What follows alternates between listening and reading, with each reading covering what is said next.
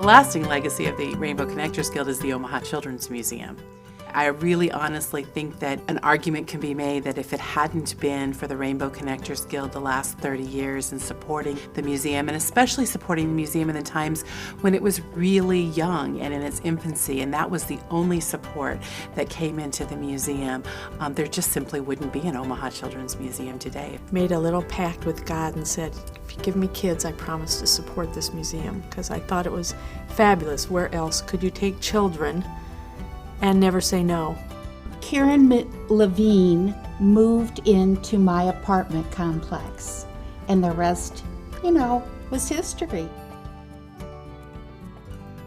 I've seen it come from a station wagon to a world-class museum for kids. I have been engaged in conversations with many of the past presidents of our Rainbow Connectors Guild, and there's a reoccurring story that I hear as I talk to each and every one of them, and that is, I've met my best friend as a member of the Rainbow Connectors Guild. The friendships that we are able to create within this guild are lifelong. I have had the opportunity to meet people that have taught me so many things that you can't learn from school. You have to have these experiences, you have to have these interactions with these women in order to learn some of these things. They're my friends, they're my mentors, they're everything, and it's such a great opportunity to meet these women and make my life better because of it. Lifelong friendships, people we never would have known, I'm talking for you too. And, people like Sandy Parker, I never would have bumped into her in my life. And even though I don't see her often, I still love her big time.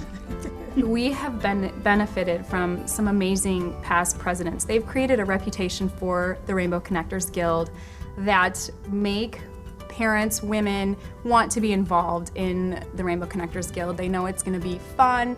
It's kind of a work hard, play hard. We're going to bring our expertise, we're going to bring our experiences we've had, whether it be in the workforce or out of school or whatnot, apply it, and then enjoy the fruits of our labor. It's a blast, we have fun, it's great for your kids. It's just so well respected in the community. A lot of us are grandparents now, using the museum for our grandchildren, and we've passed that baton on to the younger kids. And when we meet, we try to meet once a year with all the past guild presidents. We go around the table and we all talk about where we're at, how many kids, where they're at, whatever. Now it's how many grandchildren. And so for us, it's a wonderful feeling to know that we've passed the baton on. Well, I think it goes without saying that the For the Kids Benefit has a reputation as being one of the best and one of the most creative and fun events on the calendar each year. And that's a testament again to the creativity and the level of enthusiasm and just the get down and get gritty and dirty and transform whatever the space is.